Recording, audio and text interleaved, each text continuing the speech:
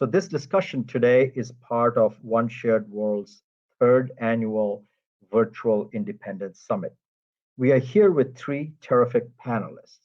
First, Dr. Columbus Batiste, a cardiologist whose tagline is Educating and Advocating Healthy Living Since 2008. Welcome, Dr. Batiste. Thank you. It's good to be here. Next is Miss Lianna Levine Reisner, who's the president of Plant Powered Metro New York, an organization she founded in 2019. Welcome, Lianna. Thank you for having me. Finally, Mr. Jason Clay of the World Wildlife Fund, who works to improve environmentally sensitive practices in agriculture and aquaculture. Welcome, Jason. Thank you. Nice to be here. Let's get started. We have about 30 minutes. As Jamie Metzel, the founder of One Shared World, put it, I quote him here, our inability to meet common challenges, and he gives the example of the pandemic and climate change, is rooted in a fundamental mismatch between the priorities of our national governments and our collective needs as humans sharing the same planet. So while our existing states and international organizations remain essential, we can only address our greatest global challenges by expanding our concept of and capacity for collective action, end quote. So our panelists today will draw our attention, in fact, to action at the level of the individual, at the level of the community, and in fact, at the level of the globe. We have about 30 minutes, which is enough time for one or two questions to the panelists, including, by the way, the panelists' questions and responses to each other. So we will see how much time we have.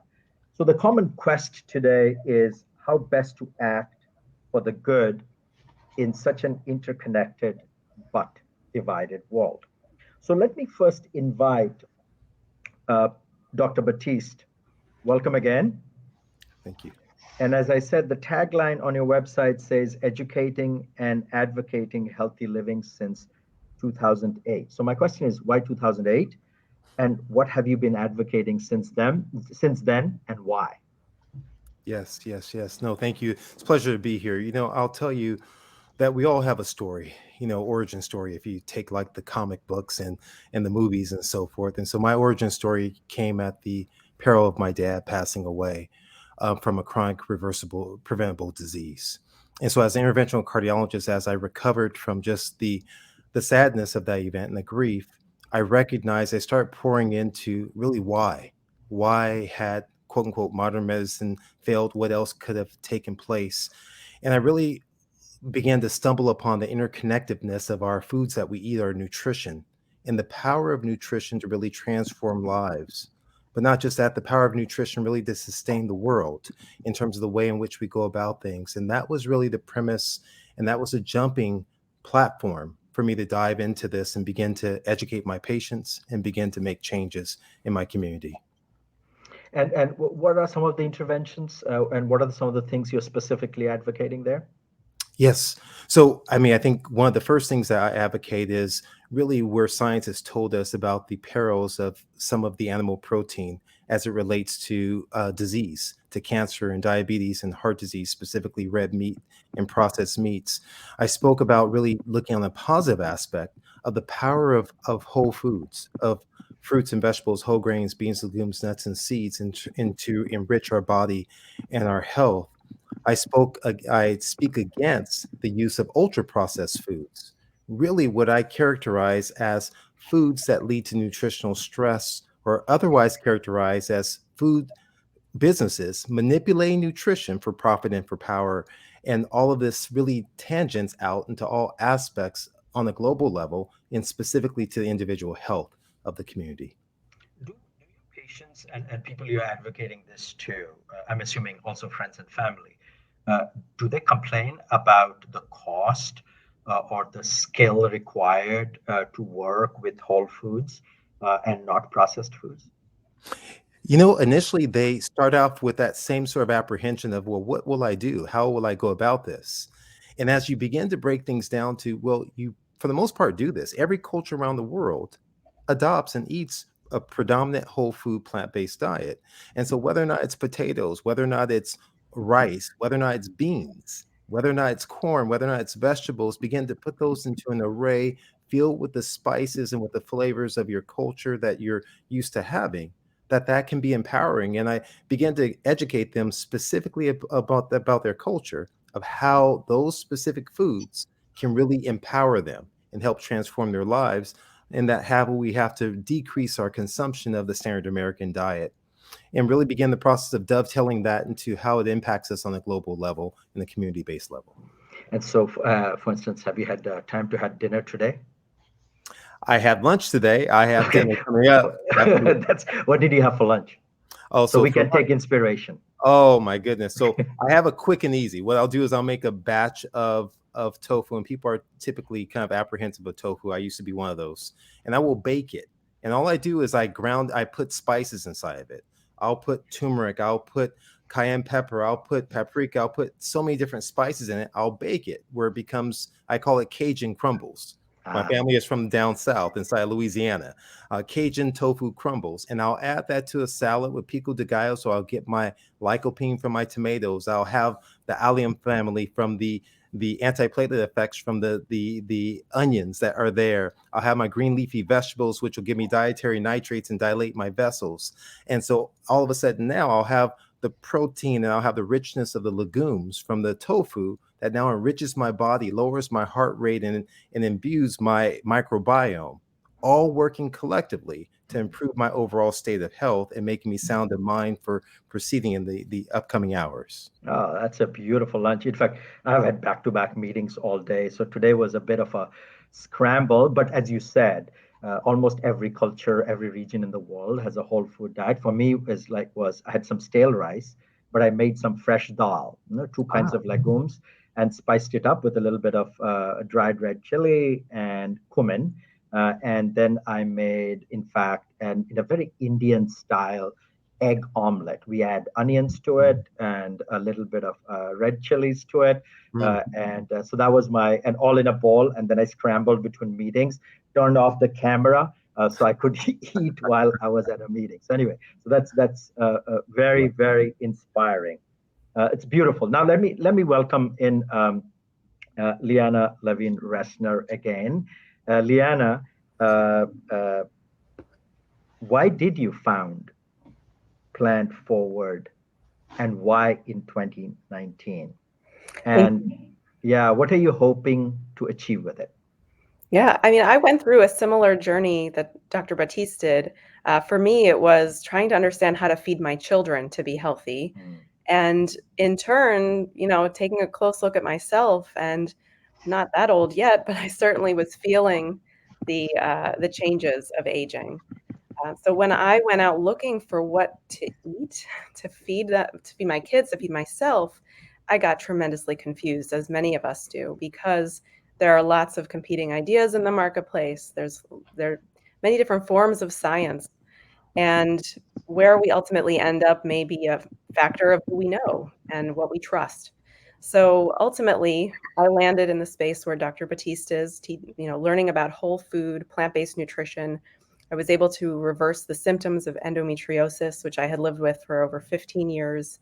And I was really interested in understanding what would reduce my risk of cancer as well, because cancer runs in my family. So learning about the ins and outs of eating a whole food diet that's plant predominant was really, it was tremendously simple, because as you said, Krishnendu, there are so many cultures around the world where the staples of what people eat are plant-based. They're wholesome, there's satiety, and there's color. And when we put all those pieces together, that's the nourishing package. So when I found that nourishing package, it was really a light bulb that went off for me. And it was strange to me, because I feel I come from a place of privilege. I have higher education, I have means, and I was surprised that it was so hard for me to find what was the evidence and something that could really be sustaining for me as an individual in my health. And I thought, wow, there are so many people out there who probably don't know, can't know, may have been equally confused. And there's got to be a way for us as a community to come together and help people learn about other ways of eating and being that will allow us to live our best lives, hopefully prevent disease and even reverse it, as I had. And finding those people in my community in the Metro New York area was just remarkable, because when you meet people who have reversed their colitis, their diabetes, hypertension, the things that are just a given in society, it's really awesome in the fullest sense of the word, and it feels that we can reclaim our sense of awe about our bodies and the miraculous nature of how they work in symbiosis with the plants, and how that really radiates out to help us understand and appreciate the ecosystems that have been, developing over many millennia to nourish us.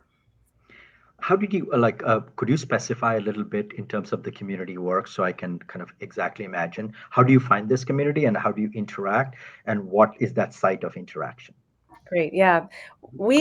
I think early on, I got to know people who had watched a similar documentary or read a similar book, and people are armed with the language of plant-based nutrition specifically, and they go out looking for people because why? Well, we're surrounded by a very different food culture, and to really be able to maintain our lifestyle change and to feel like we're not doing this by ourselves, especially in the face of skepticism and perhaps even antagonism by the people around us, finding that community is so important. So it's almost, I wouldn't say it's easy, but as soon as you put it out there in communities, and we did that, through various kinds of community programming and partnering with different community organizations, community centers, with faith-based communities, with politicians who are in the know, like our mayor, New York City Mayor Eric Adams, and with other people who, average folks and our doctors. I felt it was this amazing potential to have all these people connected. So Plant Powered Metro New York was created as a way to connect everybody, and we talk about our work in a networked kind of way, that we and our relationships are the fuel for the fire to help more and more people come to understand what is an optimal way to eat, and also to trust that there is to trust the messenger, because it's hard in our society to know what to trust. Do you reach out to them or people come to you? It's a mix. It's a mix. We do a lot of outreach through events with other community partners. We set up panels and presentations, cooking demos, cooking classes, opportunities for people to learn about how to clean out their pantries and reset their homes as spaces for health. And then market tours, grocery shopping tours, things that will help people really understand how to be critical and consumers of the food that's out there.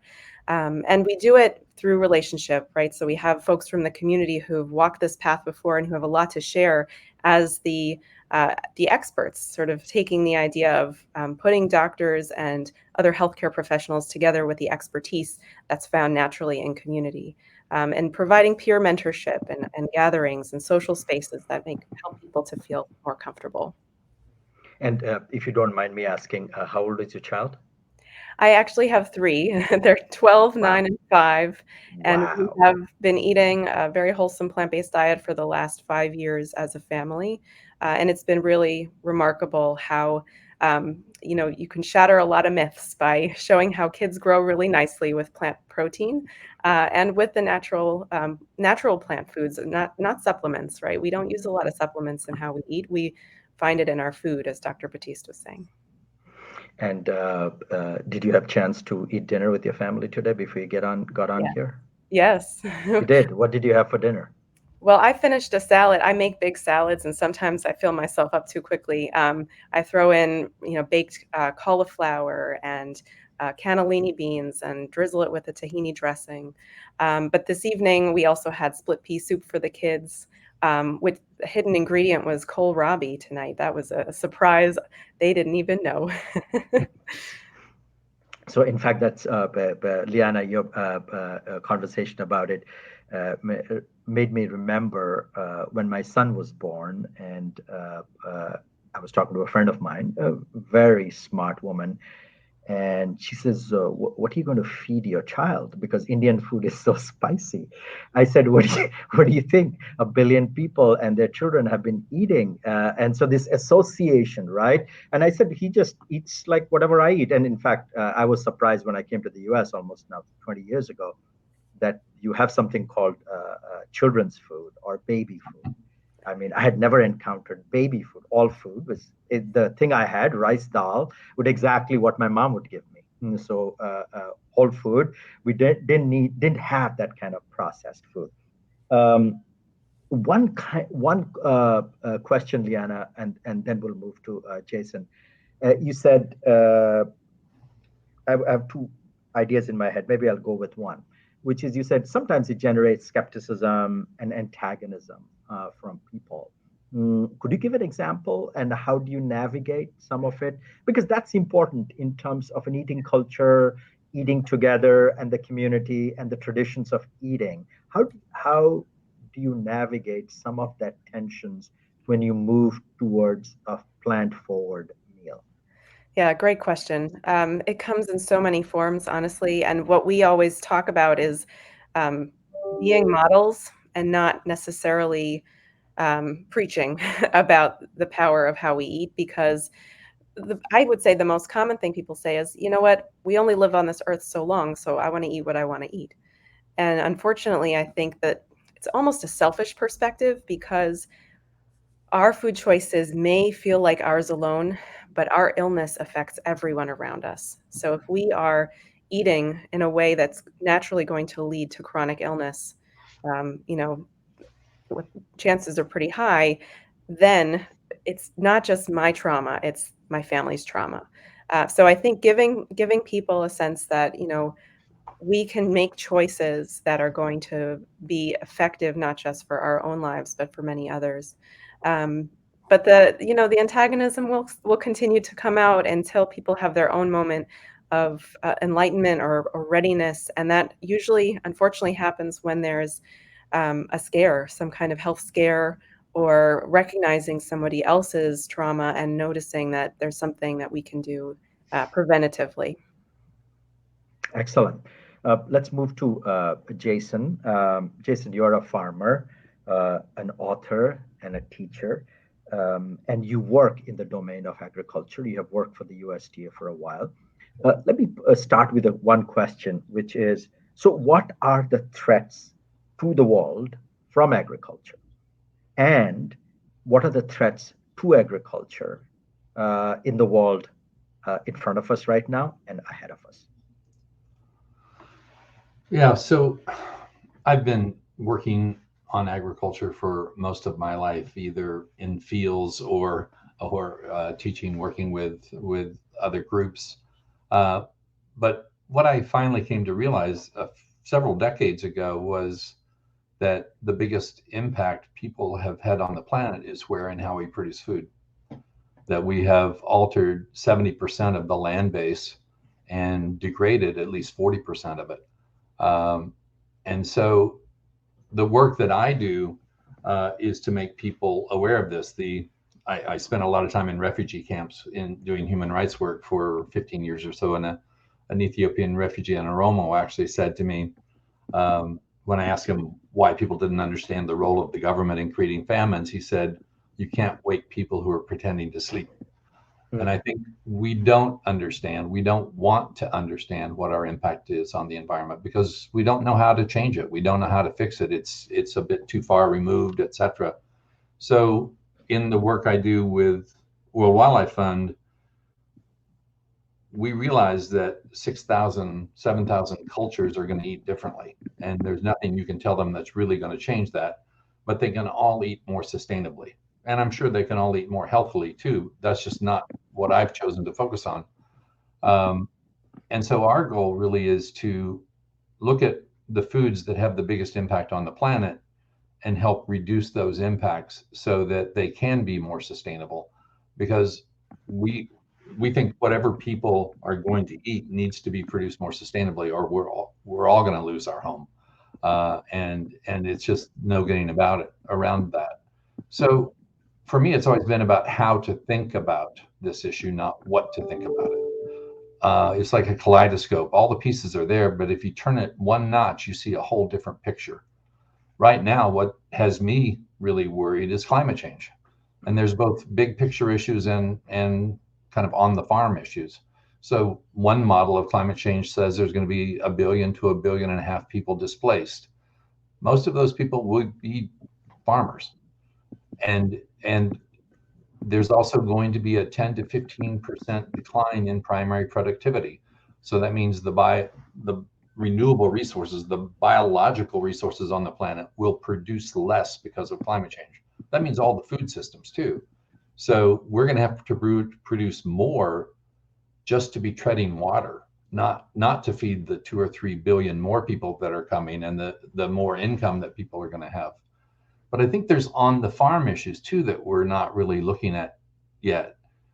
In the US, crop systems are moving north at about 20 to 25 miles a year. Nobody's tracking this. Nobody's monitoring it, because what are suitable conditions to produce crops? We know in the temperate zones are moving towards the poles. Well, you can actually put a number to that. It's not rocket science. It's pretty straightforward. And so the hardest hit, though, on the farm, I think, from climate change are going to be small farmers, especially those that have tree crops. They can't move the trees. They don't have access to other land. They are locked in, and therefore we're really going to have to figure out how to work with them so that they have opportunities, they have options going forward. They're not just phased out.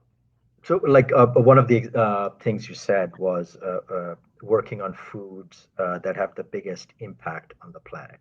What are one of those? What is one of that? Well, I mean, two that have the biggest impact are rice and wheat, because they require so much of the land. They are about 40% of the land that we use to produce food. So they just have cumulative impacts that are quite large. Now, those are the croplands I'm talking about, not the grasslands or pasture lands. The others would be the crops that are growing in markets, so they're actually increasing the areas in production, and they're expanding into natural habitat through deforestation, through grassland conversion, through draining wetlands, etc., getting rid of mangroves. And those would include things in the recent past, like shrimp expanding into mangroves, or palm oil expanding into forest, or cattle or soy in Brazil expanding into tropical forest. And the hidden impact of that is that expansion then contributes to climate change because of the deforestation and the burning of forests. That is, if a crop is associated with deforestation, it will have more embedded greenhouse gas emissions than any other product. So in some ways, is it then necessary to reduce consumption, both aggregate and per capita? All of the above. We need to increase productivity. We need to reduce input use, be more efficient. We need to, I would say we've already achieved peak land, peak fertilizer, peak pesticides, all those things. They all need to decline, the same as greenhouse gas emissions, in absolute terms, not in relative terms. That's a real challenge to the system, how to produce that food, even moving to the diets. And I think there was just a article in Nature Sustainability this week that looked at the impacts of producing food, and all kinds of food, from algae to beef and everything in between. And there are some real surprises as to which have the biggest impacts. And part of it is because of their footprint, or part of it's because of their water use, or part of it's because of other things. So could you give us an interesting example from that? Well, I was surprised, for example, that rice and wheat were equivalent to poultry and dairy and eggs in terms of their impacts. That to me was surprising. There are others. I haven't actually, delved into the whole thing, but it really depends on how much of the land is used to do those things, and how much water, because most of us, if we're aware of these things at all, think about land, but water is actually perhaps an even more scarce resource. Even in the US, there's 320 million acres that are low on water this year. And that, if you have 2 years like that in a row, it affects production for 5 to 8 years. So those are things that we need to be looking at, I think, and trying to anticipate. We really need to build more resilient production systems, because when we move in a hurry, we have to spend a lot of money and we make mistakes. So if we can anticipate, like we've been doing research on where the next California is in the food system. And where is the next California in the food system? Well, until about a year ago, I would have said the mid Delta, because you've got two rivers coming together, a lot of water. The land is good for farming. There's people there. The land is cheaper. You've got the ability to have production 7 months out of the year. And if you use tubes and greenhouse gases, you could greenhouses, you could probably produce even longer than that. So you can extend it a lot. But now we're seeing the Mississippi dry up because of drought in the West. And so it just brings that point home that every country in the world has a California. I don't know any other group that's asked that question: where is the next California? Where are the fruits and vegetables going to come from? Where are the nuts going to come from? Where is all that stuff going to come from? You're making me very depressed. Give us a positive story. Well, yes, example. Yeah. So we just, 4 years ago, I gave a talk in St. Louis to a bunch of plant breeders, and they said, what should we be looking at? And I said, we should be looking at vertical ag. We should take soil out of agriculture. Is there a way we could do that? We know energy is very expensive now. It's a big impact of vertical ag, but over time that issue will be solved. So can we do that? Well, now in either early December or early January, we're breaking ground on a 5-acre vertical ag, 60 feet tall operation in St. Louis. It's being built on brownfields. It's being built in inner city St. Louis to create jobs in the inner city. We've actually got the high schools to put containers with high, with ag, closed system ag, so that students can learn about it and want to work in these operations as well. We've even negotiated with the entity that's building this, that we're trying to raise $5 to $10 million now, which would be a debt investment, so they wouldn't have to sell equity. And when that's repaid, he would put that into a profit sharing mechanism for all the employees. And because we were thinking about an ESOP where they actually had equity in the company, but he said his employees are kind of hand to mouth. A lot of them have been incarcerated before. They want to know what they're getting at the end of the week, at the end of the month. They're not interested in a 10-year savings plan. So they really want to know, and profit sharing is one way to do that. But this is where I think we need to get away from incremental changes and really start figuring out how to transform these systems. What are different business models? And while we're at it, what are the stranded assets that we're not going to be using because of climate change that we could pivot and use for something else? So you see that also with your last example was instances of urban agriculture. We have just a couple of minutes, so let me open it up a little more. Do you panelists have any kind of comments to each other or questions for each other? I was actually going to comment on a few things Jason has said. In light of the idea that rice and wheat, take up so much space on our planet, I think it's really important to call attention to the fact that animal agriculture is a major a major source of the need for those crops in those quantities. So what we're doing is we're growing crops that are going to feed the animals instead of going to feed people directly. And if we feed people directly, we use a lot less of the world's resources, the land, the water, we reduce pollution, we reduce the excrement. And I think, what we teach, we don't actually start talking to people about the environmental aspects of eating plants, but over the course of time, as folks get to enjoy the health benefits of eating healthy plant foods, we start talking about the environment and how it takes 7 times more land to feed an omnivore than to feed somebody who's plant-based. And 7 times is sort of a lower bound. It could be many more than that. So just thinking about this from a global perspective, we can take something that nourishes us on the individual and communal level, and ultimately, I would hope, reduce the stress and the strain that we're putting on our planet by shifting to a healthier diet. And the beautiful thing about it is you don't need new technologies to do that. But there are a lot of high-tech solutions out there in the world, and low-tech is definitely cheaper and faster. Very, very good point. Dr. Batiste, do you want to comment? And then we will close with some final comments by Jason. You're on mute. I think you are muted, Dr. Batiste. Yes. Yes, I guess. Apologies. Yeah. I wanted to commend the work that's being done out of St. Louis inside the inner cities. I think that it's so important. And I see this as a positive collateral inclusion. So what we're doing now is we're bringing in fresh vegetables to communities that have historically been disparate of many of these things. But not only that, now we're seeing a collateral inclusion in terms of jobs and the potential for wealth earning and transforming potential for a generation. So I think taking a strategy that really goes to the root of not only our financial disparities, but also our health disparities, I think is admirable and applaudable and definitely needs to be continued. And the inequalities within our societies, within our urban communities. Jason, do you want to finish up with some final words on that?